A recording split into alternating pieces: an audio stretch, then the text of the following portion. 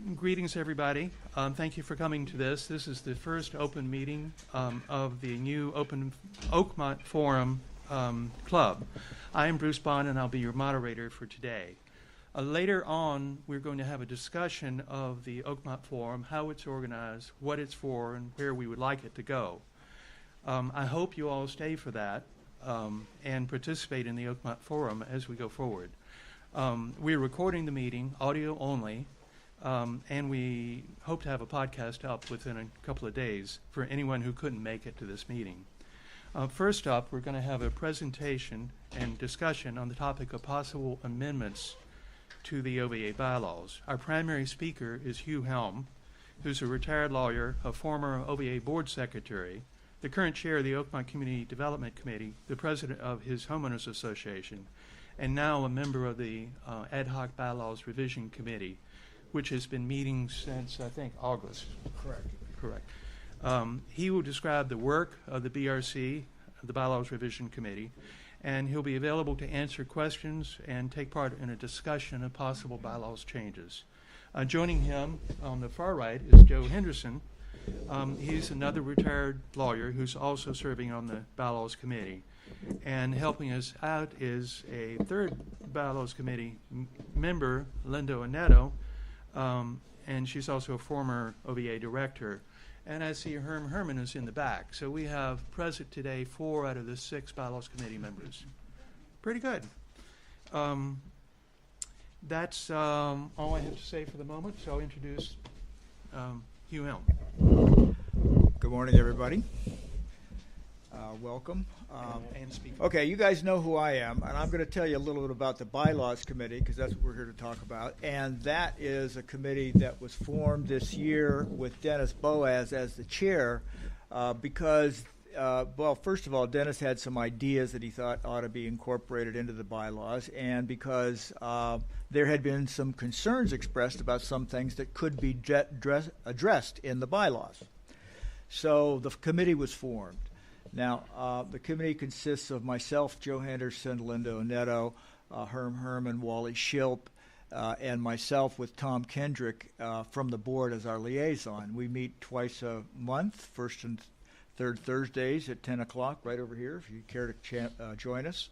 And we have been going over article by article the bylaws. The bylaws of this association and of any organization are what are considered the guiding principles under which the organization operates.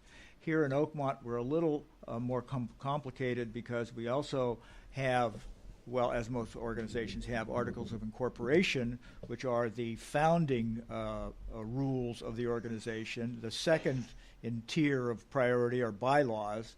And in our case, we also have protective restrictions, which are part of your deed.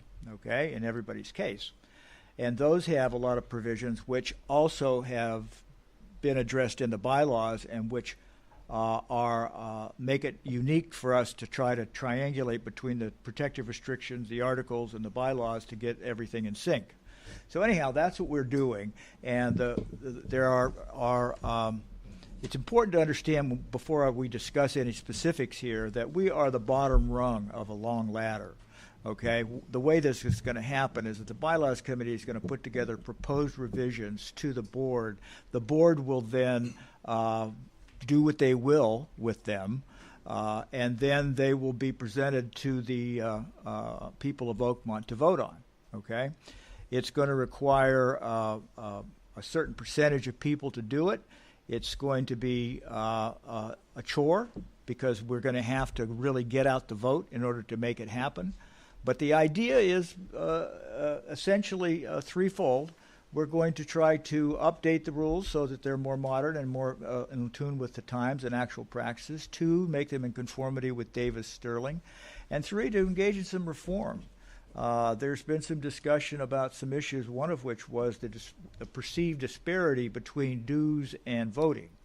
That was one of the issues that caused this committee to start. So anyhow, we've been going through these assiduously and are just about at the point where we've got a rough draft, okay? And we're going to sit down in the next few weeks and polish that up. Okay, so I just will start by talking about the subjects that are being considered and where we stand on them. I would love to get feedback from you either in the time we have allotted here or after the meeting if you have ideas on bylaws. Please remember that they are just broad principles. They are not intended to be very specific. We've had people trying to ask us to make rules for the swimming pool. There's some things that don't belong there. Okay, so starting out, the biggest issue was, of course, this perceived disparity between voting and dues. Yes, Joe? You mentioned Davis Sterling. Tell them what that is. Oh. We are governed here. Oh, that's the third. That's another aspect of this whole big problem is that homeowners associations are governed by a body of law and of statutes that were enacted by the state that are summarized and called by their names of the two sponsors for the act that was passed, and it's called Davis Sterling. So you hear the phrase Davis Sterling all the time, that Davis Sterling does this or requires that. It just refers to those statutes that were drafted at one time and have been amended several times since then that determine how we operate. So many times we're up against Davis Sterling as well as other things when we decide what we can do. And I think deciding where we fit in with all that has been a big part of our job. Voting and dues. Does anybody see the way they're set up now as unfair? Anybody? A number of you. Okay. The thing about it is that dues are paid by members, and the theory at the time was that the membership of the organization were the people that were going to utilize the facilities. So without thinking about dues at all, the idea was that everybody should have to pay dues because they're all going to use the facilities. So they're going to share the expense over all the people that own and reside here. Okay.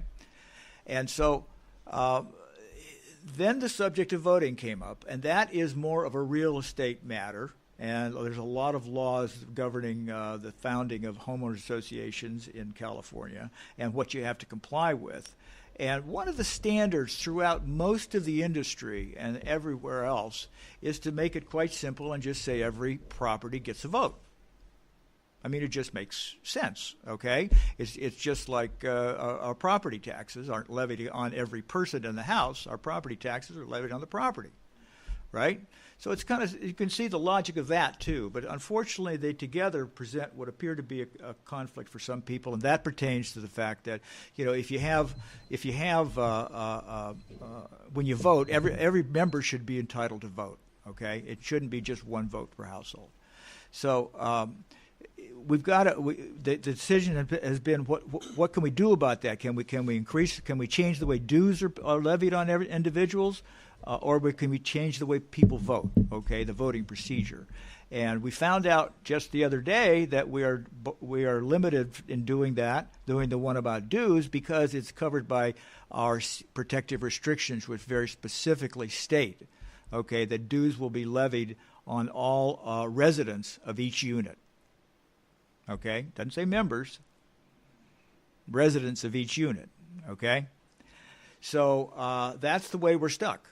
We're not here to change those protective restrictions. That takes a 75% vote of the entire OVA, and that ain't likely anytime soon. Okay, so we're living with those. So the only thing left is voting, and what we're going to do. And let me just say a philosophy about our committee is that we see our job as presenting options to the board.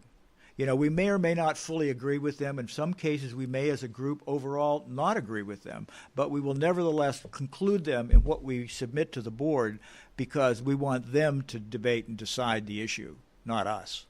Okay? So they should be the one to look at these and say no to them if that's their preference.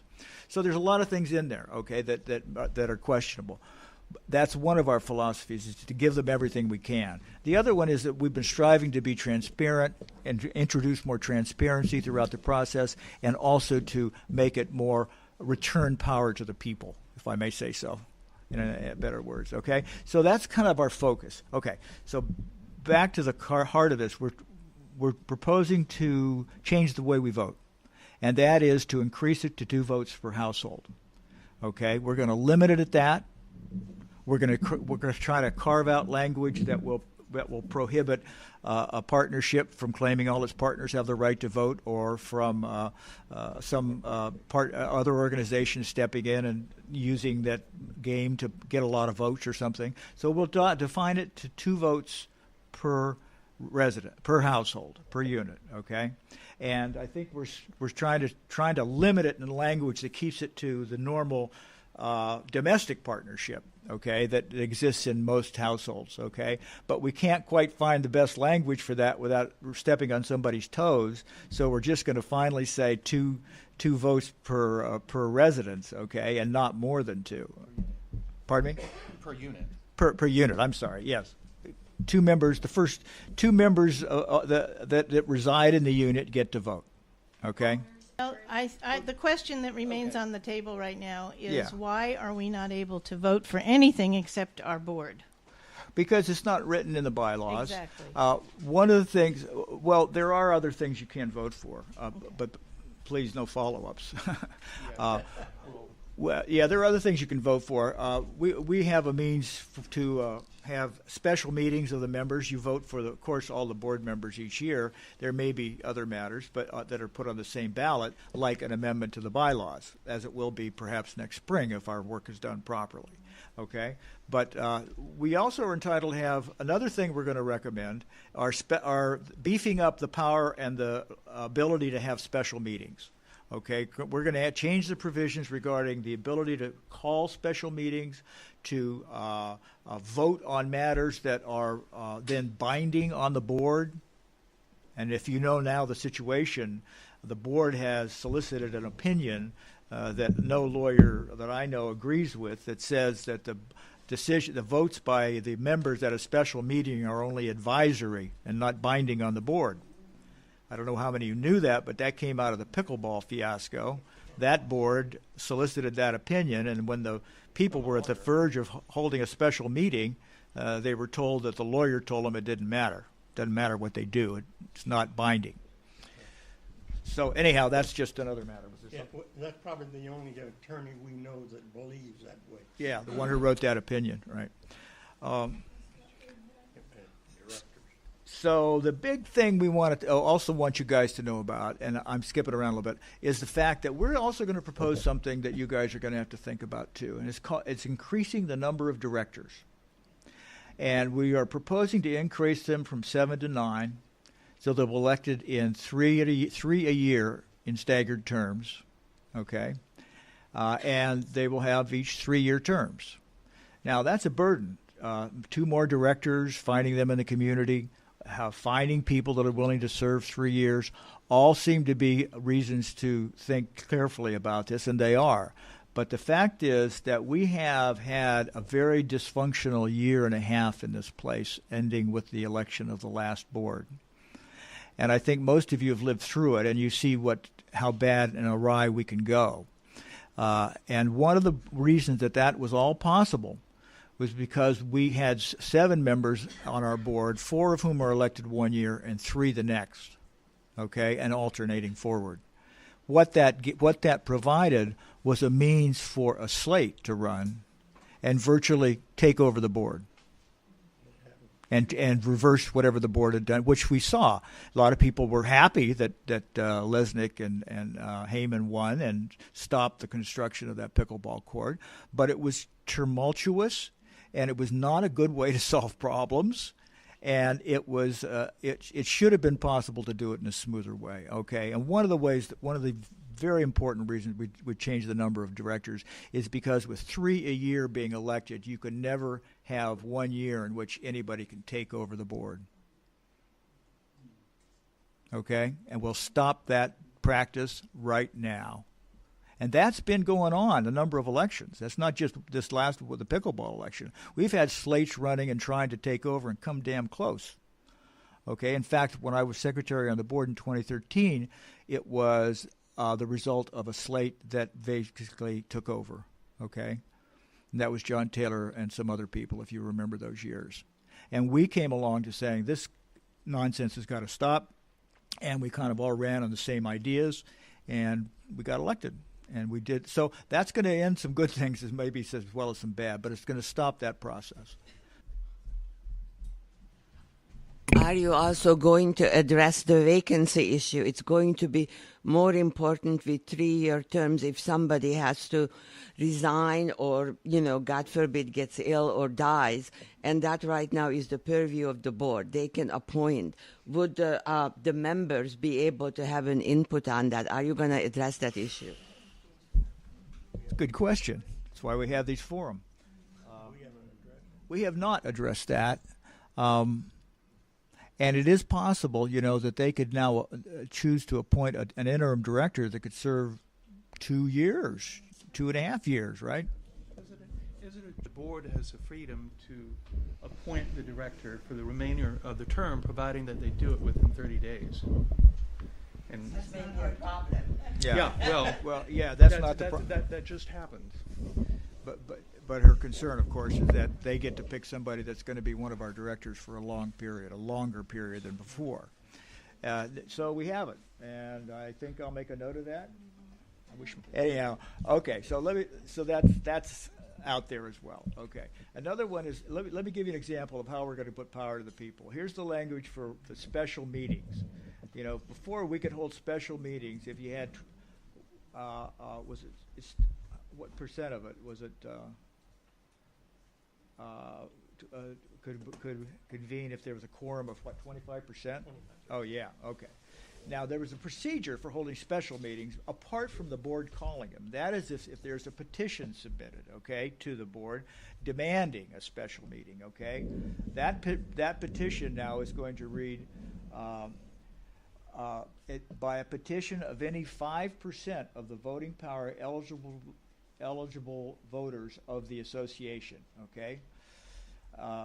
And so 5% of us can sign a petition and submit it to the OVA and force them to have a meeting, okay?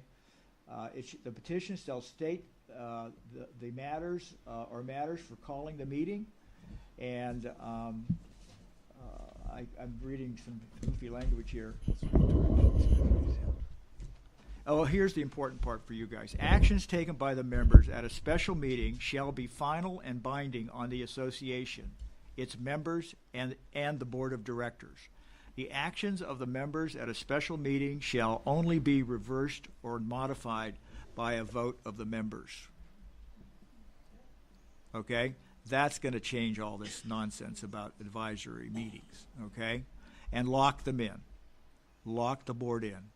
We've had too many runaway boards, too, since I've been here. That's another one of our problems, and hopefully that'll be diminished by this staggered nine directors.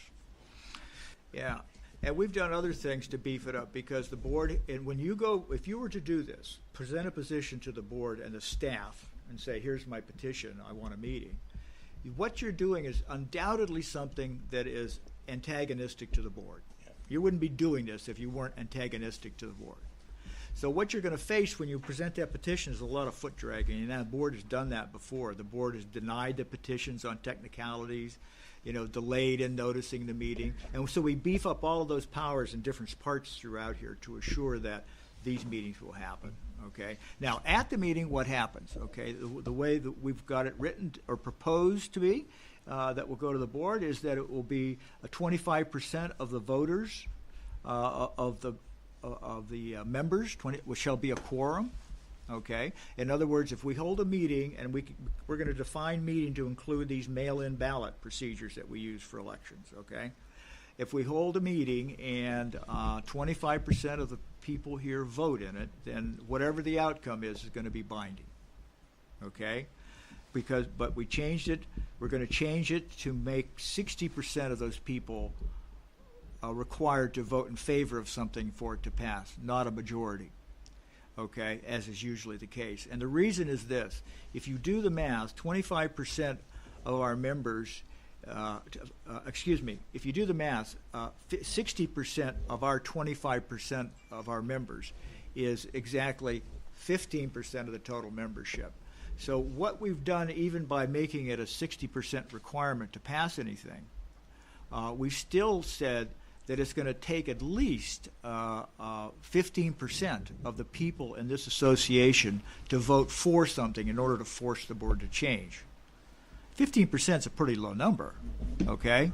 So by saying we want 60% of the quorum to pass anything, we're just saying 15%. And that's pretty minimal percentage. Okay, so anyhow, that's what the tough parts are that we wrestled with.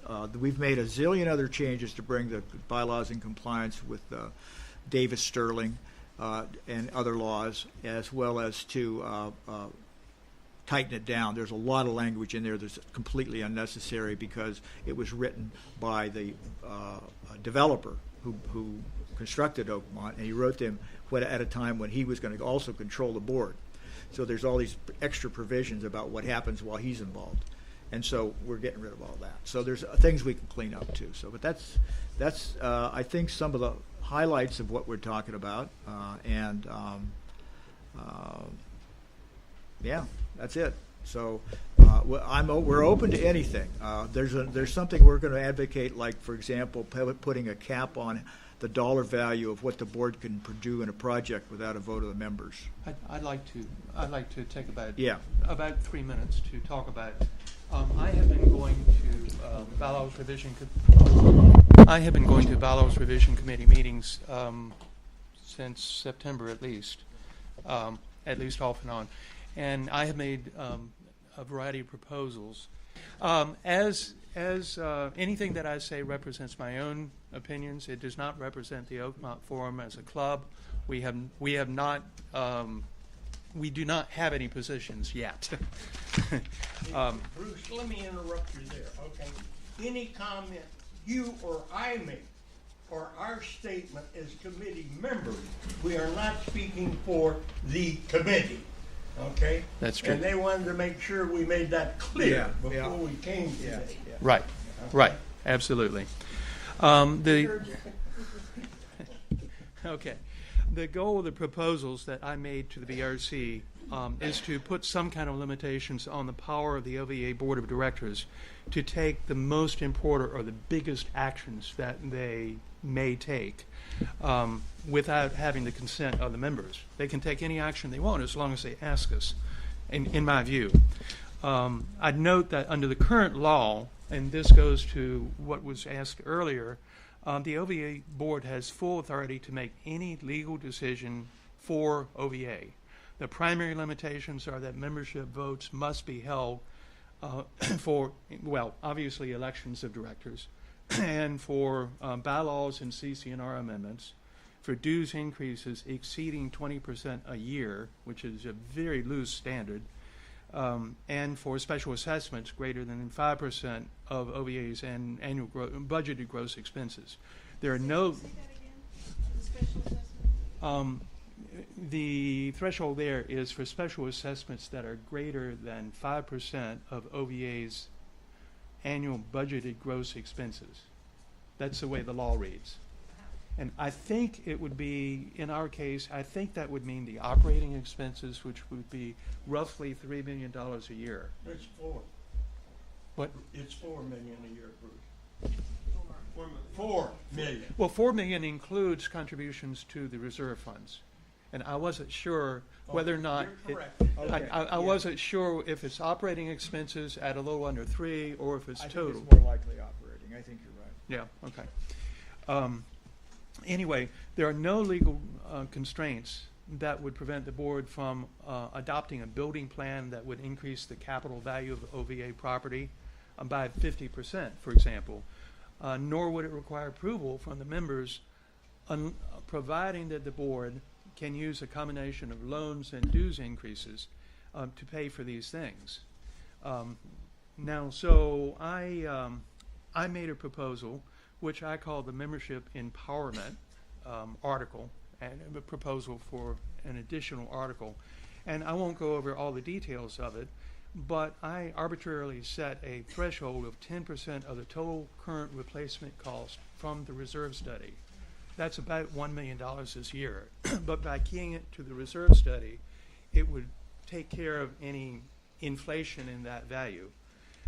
And if a proposal for capital improvement exceeds that amount, my proposal would require them to submit it to a membership vote, up or down, Now, a lot of people who have proposed such a limit would like to have a much lower threshold. But my goal here was to get something that had a ghost of a chance of the board approving it. Because if the board does not approve it, it will not get on the ballot, and it will not become part of the bylaws. So the proposal was initially rejected by the BRC, but it sort of got a second life at the meeting this week. They asked me to resubmit it, and Hugh or Joe may talk to that. Anyway, while none of the proposals that I have given to the BRC have been adopted per se, I'd like to note that they've been listened to me. They've been incorporated some of my suggestions. I think the BRC has done excellent work, and I support almost all the changes that are proposed. I do have some reservations about the 3-year terms for directors, which would mostly go away if there were better limits on what the board could do. So if my article were to become part of the bylaws, I would probably be happy with the 3-year limit, 3-year terms. The main difficulty with the 3-year terms is that if there's a bad director, that bad director is in office for 50% more time. So I don't know. It should be very quick. Speak into the mic, sir. Okay, 5 different questions. The first one is, when this is put before the community, let's assume that the board puts a bylaws revision before the community. Right. I have 3 questions with that. The first one, what percentage needs to vote in favor of the change, and is that a percentage of all household? Because I assume at that point it's the households that vote. It's Because it's got to be if you're going to change it, it's the previous 3,200 that votes. correct. Okay. And what it's- percentage of that group of people, and the number that I'm concerned about is understanding both what percentage of 3,200 have to vote. Okay, because I know there's a distinction. I know the answer to that, and it's simple. Okay. Exactly. It is a simple majority of the total voting power. Okay, so it's 1,601. If 1,000 people vote and 900 vote in favor, there's no change. The change requires 1,601. Got it. What about the Articles of Incorporation? They can be amended by the board of directors without a vote of the members of the. Okay, that's the board. Okay. Number 3 is, will the provision for changes be put forward as a single vote, or will elements of it be put forward as different components? The latter. Can I address that, George, Please. right now? Actually, we're just making recommendations to the board. I have no idea what the board is actually going to do in this regard. But our recommendation is that they break them into at least 3 different sections. One is the ones required by law, the ones that are the most arguable in terms of being, contentious issues rather than just changes to comply with law. And there was, I think we can do it in 2 provisions, because there was a third one that says that has to do with, that says it can't be amended without a 2/3 vote. And so that one section we're going to carve out, but we're not going to do that. We're just going to amend that section to not read that anymore. We can do that with a majority vote, oddly enough. Well, what section is that, please? 2.61. Yeah, 2.61. Which is? Dues must be between $1 and $10 per month. Oh, okay. So anyhow, that's the point. Yes, we're not going to divide them up. Okay, next question. The logic of going with individual votes by residents, okay, has 3 issues I want to clarify. The first one is a special assessment, okay, would be assessed by individual person or by household? They're the same as general assessments. No. If you've changed the voting, my wife and I live in a house. We're not going to change the Today we pay dues. Each of us pays a due. Okay. If there's a special assessment, is that on each of us or on my house? That depends upon the board of directors. I mean, the board of directors could say, if there's a $1,000 special assessment, if 2 people live in the house, they have to pay $2,000. If one person lives in... No. It would be by the unit. Okay. Under the CC&R. So my question The is... CC&R say all residents of a unit pay dues. You and I understand that. I'm talking about a Well, special That's assessment. not going to change. Okay, a special assessment? Yes. Will be I'm by- calling dues as just another word for general assessment. There's general assessments, regular assessments, and there's special assessments. Excuse me. So The today, regular assessment is our dues. so today, if there special were, assessment is- okay, they're today, the if same. there were a special assessment, it would be assessed to 4,700 people. To all the residents. I don't know whether that equals 47. Well, whatever. No, I think that's 3,200 and some odd. Well, no, that's what his question is. My question is, I need to know which is the answer. If today there was a special assessment, Yeah, today, yeah. okay, the board said there's going to be a special assessment of $1,000, Screw things up. okay, would that be 3.2 million or 4.7 million? It would be on all the members, all the residents, just according to the CCNRs. Yeah, it would be assessed to each resident. Not each unit. Huh? Not each unit. That's what he said. Okay, Not all right. each unit. I think that needs to be a clarification of that. There's no clarification. I'm telling you, it's going to be on everybody that resides here. That's the way the CCNRs read. Is that clear about all the CCNRs? Huh?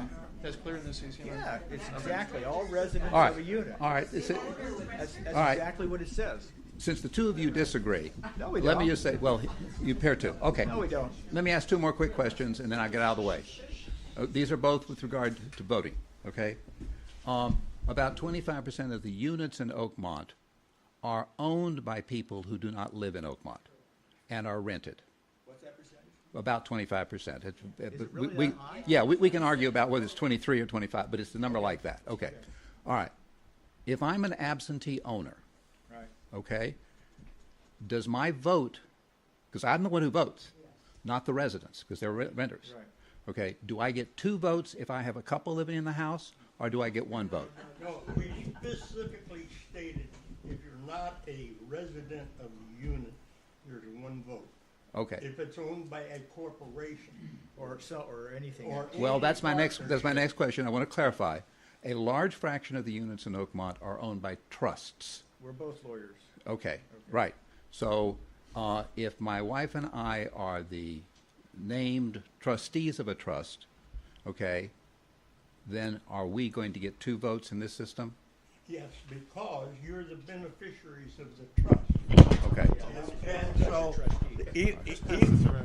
even though the trust, okay, is the owner, okay, we have specifically stated. Okay, so in I was there. going to go stage 2. My house We is are owned now by a old. trust too. Yeah. I don't own anything. We are now except older, the and we $50 have- I have in my pocket. Check. We're now older, and we've turned the trust over to our daughter, who's a lawyer in San Francisco. Okay? She gets 2 votes. Because, No, you and your wife continue to get the vote.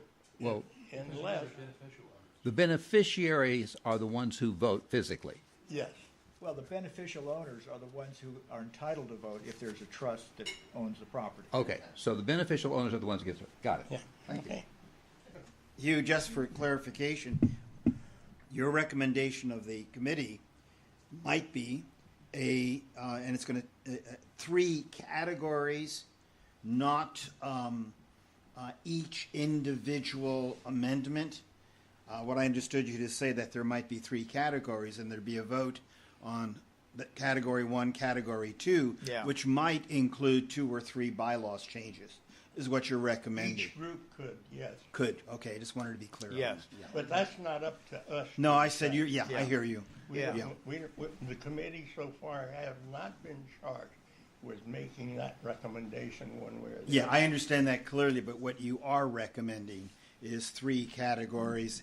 Some may contain 1, some may contain potentially 3, 4, whatever. So Well, you have 3 we have categories. not discussed that as a committee, so the committee nor have any recommendations on that at this time. We haven't even brought that up Well, at you this said point. it Yeah, here. we have. Well, Denny certainly has, Joe. Then he has, yeah. Our chair has brought up the subject. Yeah. And has expressed the preference to do that, And and that- I'm just echoing that. That's right. That's why I was, couching, this is a potential recommendation. Right. That it might be done that way. Right. Thank you. Yes, yeah. You said that the board won't ask this. Okay, suppose the board won't ask the state to increase the number of board members, but the members vote to change this in the bylaws. It's done. It's done. What's done? The change is Bylaws done. were controlled by- So the board doesn't have to want. No. They don't have to agree to that. No. Okay. Well, they're going to improve putting it on the ballot. Okay. They got the ultimate power. Okay, and then I'm a little confused about what Bruce said about the $1 million limit for expenditures. That's his proposal. Okay, but what I'm trying to understand, I got the impression that you were saying that the reason that the number is so high is because you don't think that we could get the board to agree to a lower number. Is that the issue? Pretty much. I doubt that we'll get the board to agree to this number either. I don't think the board will agree to anything that limits their power in this way. That's my opinion. But I'm hopeful. But that kind of sounds to me like, yes. Let me say, the board, the committee the committee has not, as a committee, even discussed this area. Okay? Okay. That's Bruce's proposal. Uh-huh. He presented it to us, and somewhere along the line we will be able to consider it. But we haven't finished completing the amendments and corrections to the current bylaws, much less considering new aspects as he's brought up. Okay? Okay, but my impression. Let me answer your question. Yes. Okay. Okay. When he says the board wouldn't agree, what he means is that when they approve provisions to go on the ballot for amending the bylaws, they're going to read the substance of it, and they're going to have to say, oh, that makes sense to me. I think we ought to let the voters decide this. Or the board can say, I think that's a terrible idea, take it off, and we're not even going to give it to the voters to think about. Okay? So they have to generally agree with whatever the proposal is. So when he says we get the board to agree, if I wrote a proposed revision that says there's a cap of $1 million on any project without a vote of the people, they would have to basically agree just to get it on the ballot. Exactly. But once it's passed and it's in law, it's in the bylaws, it's binding on the board. They can't fiddle with it before that. But prior to that, they can do what they will. Okay, so but you know, I mean that sounds like a dictatorship to me.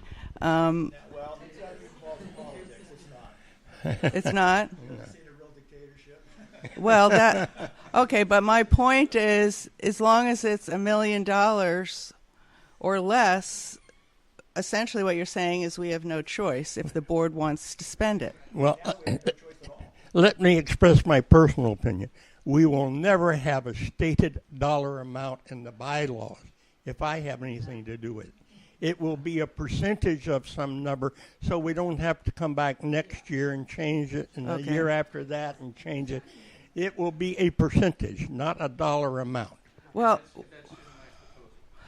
okay, well, the last thing that I want to say is my only concern, and I haven't followed any of this beginning, well, I really began with pickleball, is based on what I've read, the renovation of the East Rec was done in a, as far as I can tell, a rather unprofessional way with all kinds of cost overruns. And I'm concerned, you know, I don't mind if the board approves $1 million project, but I would like to know that the people that are in charge of managing and running the project know what they're doing, and it doesn't seem like that's the case right now. That hurts because the guy that's doing it is a pretty good friend. Well, And so I can tell you, ma'am, that those people are acting in good faith. Okay, first of all, they're just all volunteers like the rest of us. Okay, and they're doing their damnedest. And the problem is that cost overruns when you're doing construction are common. And you just haven't done enough of it if you don't understand how much that happens. There are so many jobs where the contractor will just say, I can't even give you a number. I'm only going to do this based on time and materials because I have no idea what's going to happen when I open up one of those walls or dig that hole. Okay? And so at least we got a fixed number of some kind to work with. But that requires change orders. And they have found serious problems when they've opened up walls and dug holes. They found the wrong kind of soil underneath the place that would support the foundation. And they had to dig out a whole ton of dirt and treat it so it would become capable of bearing the weight. I mean, they had problems that were just unexpected and unforeseeable, but legitimate.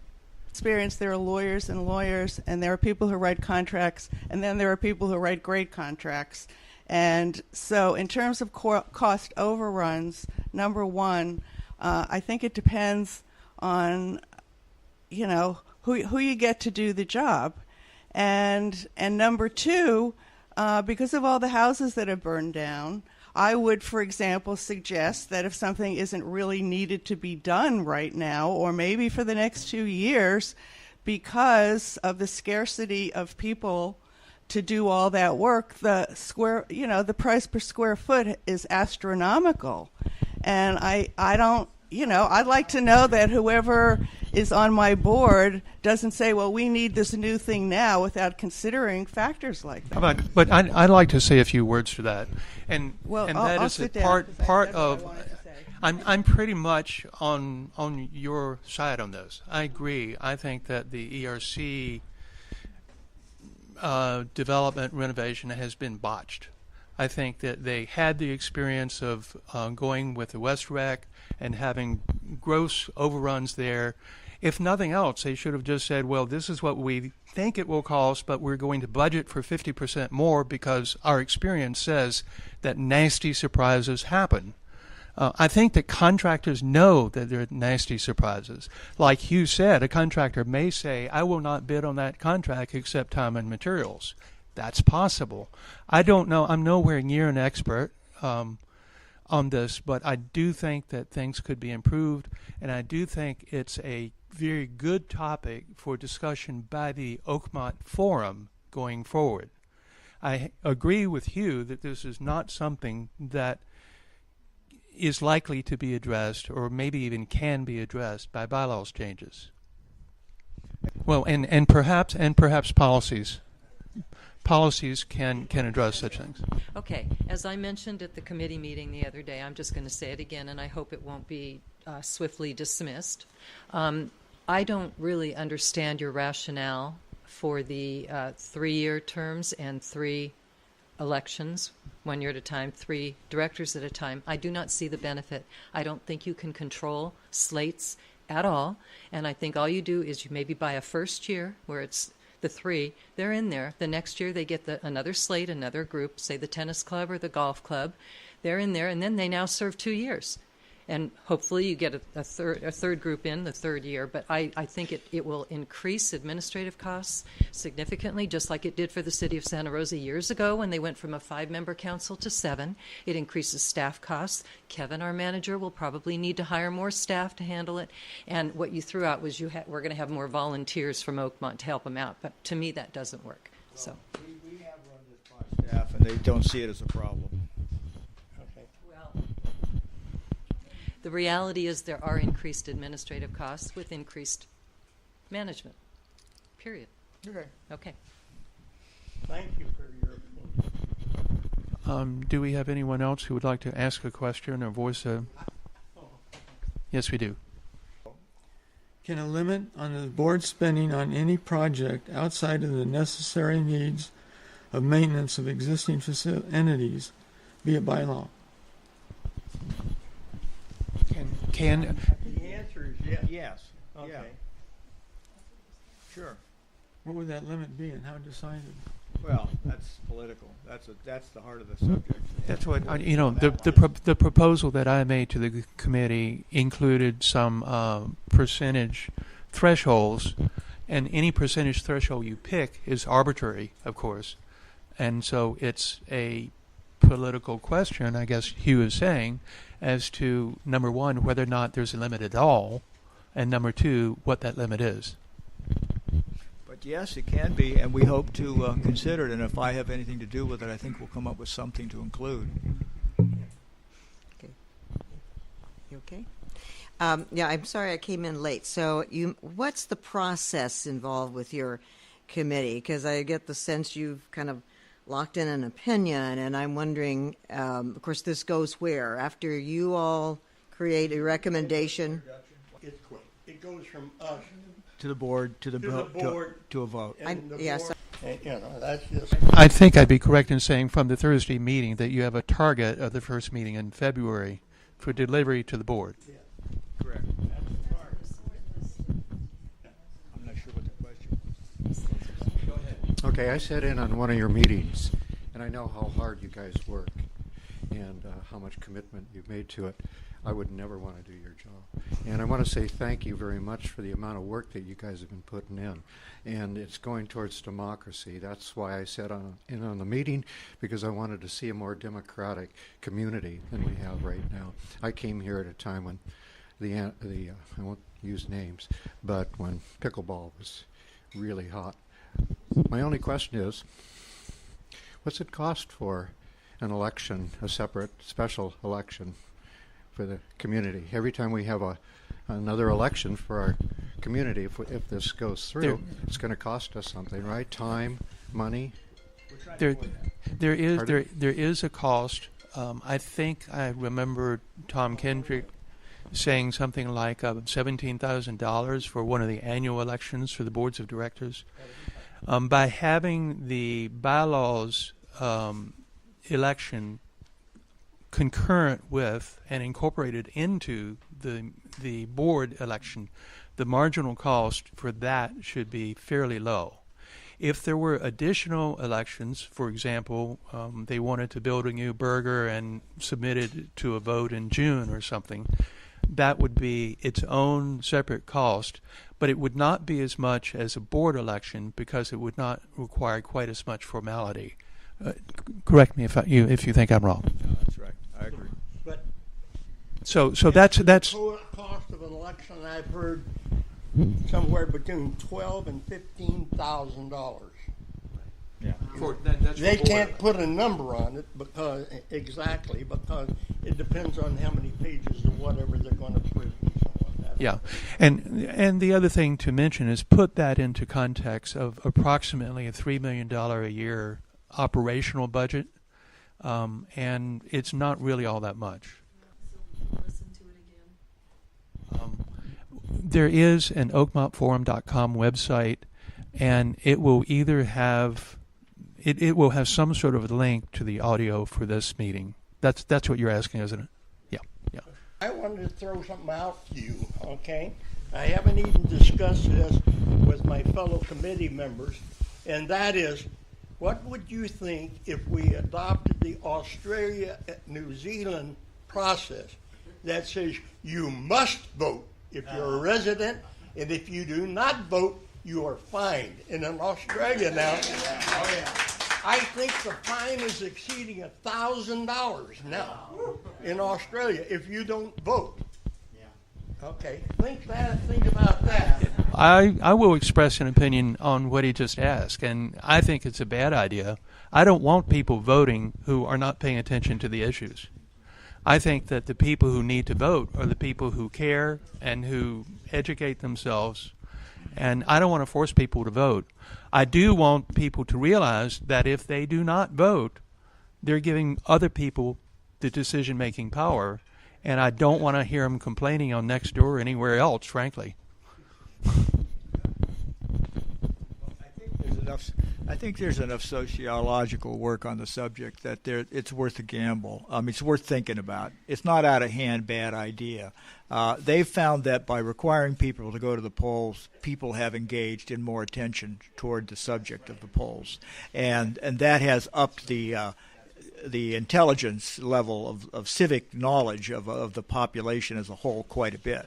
So I'm not sure it's a bad idea. Might you have a legal problem that existing owners will object to having their voting power diluted by the proposal? Yeah. They can. I think that's more of a political question than a legal one. How many homes are more than two? Well, aren't the rights of property owners in the CC&Rs on the deed? No? No, well, there is something on dues, okay, but not on voting. The CC&Rs very specifically state, as to membership and voting rights, that's entirely the domain of the Articles of Incorporation and the Bylaws. They don't talk about those two at all in the CC&Rs. The only thing they talk about are dues. How Okay. does the ownership interest in the association read in the deed? Isn't it one? You've got a deed. But you've got a deed. Don't you have one equal interest in the association will all other property owners, regardless of the number of individual owners per property? Well, I mean, I haven't seen it. If I buy but real it seems estate to here, me that you're diluting the ownership interest per oh, you're right. property owner. You're right, but not for any. But going forward, okay, is when it's going to be diluted. I mean, every time they've had to vote up to then, they've been able to use it. It's not like there's something out there that they've done that's going to be taken back. Okay, because they're only going to cast their next vote the next time, and it's fresh. But I see your point, and I understand it. But the fact is that I don't see that as a legal problem. I see it as a political problem. Okay. Okay, and then people will say that, because you could theoretically have 10 people, 10 votes in a unit. By the way, if you had 10 people that owned it and resided there. Okay, I would hope that if you recommend 3-year terms, that you tie the vote to a limitation on the authority of the board to spend money above a certain percentage of the operating budget. You do not want a board with unlimited powers, which this board now has, and you don't want to distance it from the members. Okay. That is an argument for frequent elections, the way our current system is. I think we have that message, but thank you. Thank you for restating it. Go fine. I have a question or two, actually. When the BRC completes its work and it makes a report to the board with recommendations, will those be public? Good question. I'm hoping that they are. I think they should be, just like any other committee report. And I think we should know what was recommended to the board, and it should not be a secret and the board only lets us know what they approved of. I can't imagine any reason why they would try to make it secret. I just don't understand why they would. I mean, there's nothing to lose by that. I would say, for example, that they wouldn't like my amendment. And if that was one of the recommendations, it would never be seen by the voting OVA members if it were kept secret. Okay, but they'd have to overcome some pretty high hurdles. Okay, first of all, there's very limited. Oh, by the way, that's another thing that I wrote about, was limiting what they can do in executive session. Okay, we got a provision on that one to limit what they can do in executive sessions to strictly what the statute says and nothing more. Okay, and specifically says everything else must be discussed in open session.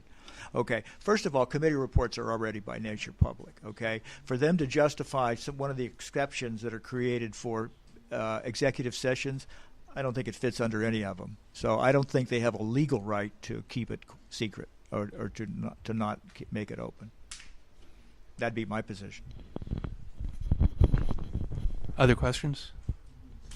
Okay, I think we're going to take about a 5 or 10 minute break. When we come back, we are going to talk about the Oakmont Forum, what it is, what we think about, what you think about it might do. And so if you're interested in having anything to do with the Oakmont Forum, please come back.